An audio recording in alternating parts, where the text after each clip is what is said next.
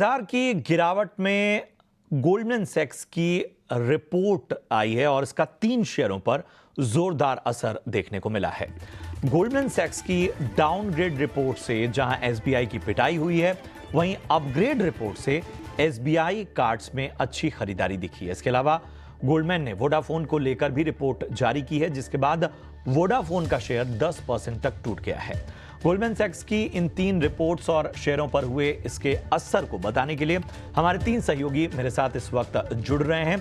मैं बता दूं कि आज हमारे साथ इस खास रिपोर्ट के बारे में आपके सामने रखने के लिए हमारे सहयोगी सौमीत सरकार, जिने नागर और गौरव जवलकर जुड़ रहे हैं और हमारे तीनों सहयोगी आपको अलग अलग रिपोर्ट के बारे में जानकारी देंगे। सबसे पहले एसबीआई पर बात करते हैं। गौरव, मैं आपके पास सबसे पहले आना चाहूंगा। बताइए, गोल्डमैन सैक्स की एसबीआई की जो रिपोर्ट है उसमें क्या है जिसकी वजह से हमने देखा कि शेयर में इस तरह की गिरावट नजर आई है?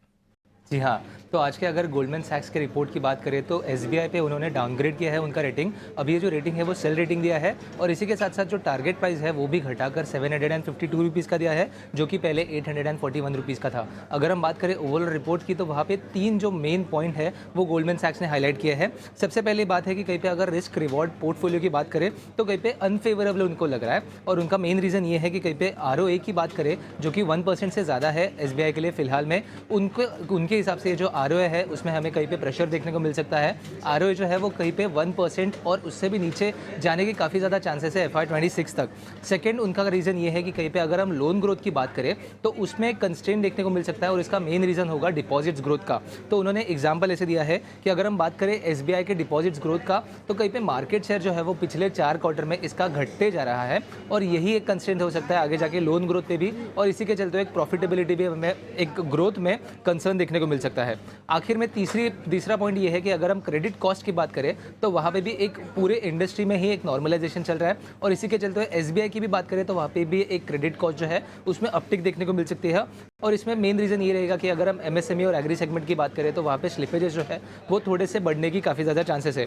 इन 3 रीजंस की वजह से उनका मानना ये है कि कहीं पे निम्स में कंप्रेशन देखने को मिल सकता है, क्रेडिट कॉस्ट की वजह से ये जो आरओए है वो घट सकता है और लोन में जो ग्रोथ है उसमें भी एक कंसर्न है और इसी के चलते एक डाउनग्रेड जो है वो हमें देखने को मिल रहा है एसबीआई पे। अगर हम शेयर में भी बात करें तो एक गिरावट आज के दिन में 3% से भी ज़्यादा ये जो स्टॉक है वो गिरा है। 800 रुपये के नीचे के लेवल पे आज हमें ये स्टॉक ट्रेड होते हुए देखने को मिल रहा है। तो ये देखना काफ़ी इंटरेस्टिंग रहेगा आगे जाके कि एसबीआई के शेयर होल्डर्स को इसका कैसा रिटर्न जो है वो देखने को मिलेगा और आगे जाके और भी कई कंसर्न जो है वो हमें देखने को मिलेंगे या नहीं।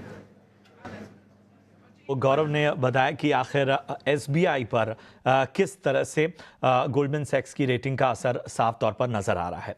अब जिने का रुख कर लेते हैं। जिने नागर, ये बताइए कि गोल्डमैन सैक्स ने एसबीआई कार्ड्स को लेकर एक बुलिश रिपोर्ट जारी की है। हालांकि एसबीआई पर उन्होंने डाउनग्रेड जरूर किया है, लेकिन एसबीआई कार्ड्स पर उनकी बुलिश रिपोर्ट है। क्या कहती है रिपोर्ट?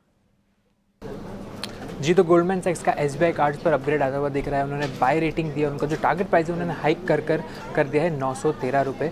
उनका मानना है कि कंपनी में जो डाउन साइकिल था वो अब बॉटमिंग आउट हो रहा है और उसी के साथ कंपनी की जो क्रेडिट कॉस्ट था वो अब पीक आउट होते हुए नज़र आ रहा है, जो कि अगले 2 से 3 क्वार्टर में संभव होता हुआ दिख रहा है गोल्डमैन को।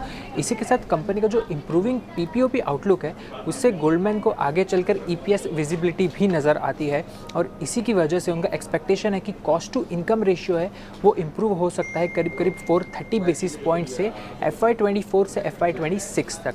इसी के साथ कंपनी में जो लोन ग्रोथ है उसमें भी पिकअप गोल्डमैन को नज़र आता है FY26 से। सो इसी की वजह से एसबीआई कार्ड्स फोकस में रहेगा। एसबीआई कार्ड्स पर जो है वो बुलिश रिपोर्ट है गोल्डमैन सैक्स की, वहीं एसबीआई पर डाउनग्रेड की रेटिंग है। लेकिन एक और स्टॉक है और टेलीकॉम क्षेत्र से जुड़ा ये स्टॉक है जिस पर गोल्डमैन सैक्स की डाउनग्रेड रिपोर्ट आई है और इस रिपोर्ट के बाद वोडाफोन आइडिया का शेयर करीब 10% टूट गया है। सौमीत सरकार हमारे साथ जुड़े हैं। सौमीत, बताएं क्या कहती है रिपोर्ट?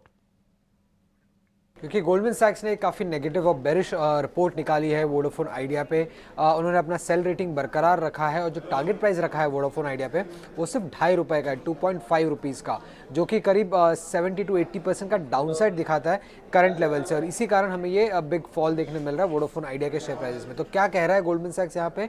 वो ये कह रहे हैं कि जो कंपनी की फ्री कैश फ्लो की पाथ है और मार्केट शेयर रिकवरी की पाथ है उसको अभी भी काफ़ी टाइम लगेगा। इनफैक्ट वो अगले 3 से 4 साल में वो बोल रहे हैं कि कंपनी की जो मार्केट शेयर है वो 300 बेसिस पॉइंट से और गिर सकती है। हालांकि पिछले 1 साल में हमने काफ़ी एक फॉल देखने मिला है हमें कंपनी के मार्केट शेयर में, बट यहाँ से भी और 300 बेसिस पॉइंट्स का फॉल एक्सपेक्ट कर रहा है गोल्डमैन सैक्स। उन्होंने हालांकि पॉजिटिव साइड में एक ब्लू स्काई सिनेरियो भी बताया है, जिसमें वो वोडाफोन आइडिया की जो टारगेट प्राइस है उसको 19 रुपये की 19 रुपीज़ का एक्सपेक्ट कर रहे हैं। बट वो कब होगा? वो तभी होगा जब जो AGR ड्यूज़ है वो 60 to 70% से गिर जाता है, कंसिस्टेंटली टैरिफ हाइक होने लगता है आगे चल के भी, और गवर्नमेंट के कोई बड़े ड्यूज़ अभी रीपेमेंट के लिए नहीं आते। अगर ये तीनों सिनेरियो एक साथ हो जाते हैं तो वोडाफोन आइडिया का जो टारगेट प्राइस गोल्डमैन सैक्स के हिसाब से होगा वो 19 रुपीज़ का होगा। उसके अलावा उन्होंने इंडस्टार पे भी एक डाउनग्रेड किया है। सेल पहले न्यूट्रल रेटिंग था, टारगेट प्राइस को 350 किया है, पहले 220 था। वहाँ पे भी वो कह रहे हैं कि इंडस्टार में तभी पॉजिटिव होंगे जब वोडाफोन आइडिया का बैलेंस शीट रिकवर होगा। तो कहीं ना कहीं इंडस्टार का जो शेयर प्राइस मूवमेंट है वो भी वोडाफोन आइडिया से काफ़ी लिंक्ड रहेगा आगे चल के, ऐसा गोल्डमैन सैक्स का मानना है। चलिए, तो हमने आपके सामने तमाम रिपोर्ट बता दी अपने तीनों सहयोगियों का। सौमीत, जिन्हें और गौरव, आप तीनों का बहुत बहुत शुक्रिया इस विस्तृत रिपोर्ट को हमारे सामने रखने के लिए। चलिए, अब इसमें 2 रिपोर्ट्स तो नेगेटिव हैं, तो ज़रा जो पॉजिटिव रिपोर्ट है उस पर फोकस करते हैं, और ये रिपोर्ट है SBI कार्ड्स की। तो SBI कार्ड्स पे गोल्डमैन सैक्स की रिपोर्ट आपने देखी, एक बार फिर मैं दोहरा देता हूँ। बिकवाली से बढ़ाकर खरीदारी की रेटिंग की है, 652 से लक्ष्य बढ़ाकर 913 का कर दिया है, और तमाम बातें जो हैं वो हमारे सहयोगी ने आपके सामने रखी। बढ़ते हैं आगे और इस पर हमारे एक्सपर्ट से ज़रा एक राय लेते हैं। SBI पर नेगेटिव, SBI कार्ड्स पर पॉजिटिव। पॉजिटिव पर फोकस करते हुए राजेश जी आप बताइए, SBI कार्ड्स आपको यहां से कैसा लग रहा है? देखिए, काफ़ी पॉजिटिव चार्ट स्ट्रक्चर बना है वीकली चार्ट में, और वॉल्यूम्स देखेंगे तो काफ़ी ह्यूज वॉल्यूम्स हैं। काफ़ी समय के बाद एक वीकली चार्ट में एक प्राइस पैटर्न ब्रेकआउट देखने को मिल रहा है, एंड यहाँ से एक्सपेक्ट करें कि इसका जो 200 वीकली एवरेज है समवेयर अराउंड 860-870 के आसपास, तो वहाँ पे ये जाते हुए देख सकते हैं। तो डेफिनेटली पॉजिटिव है। कोई भी अगर छोटा मोटा डिप आता है तो SBI कार्ड में बाय किया जा सकता है। 860-870 जो है नियर टर्म में एक्सपेक्ट कर सकते हैं। ठीक है, ये तो बात हुई SBI कार्ड की, लेकिन यहाँ पर जतिन जी, वोडाफोन आइडिया पर क्या सलाह देंगे आप?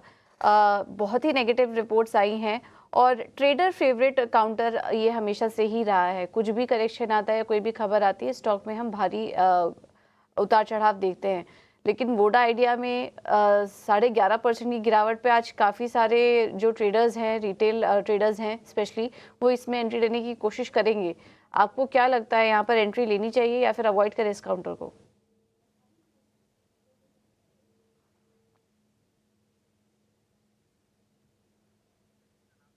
जतिन जी, आपको आवाज आ रही है?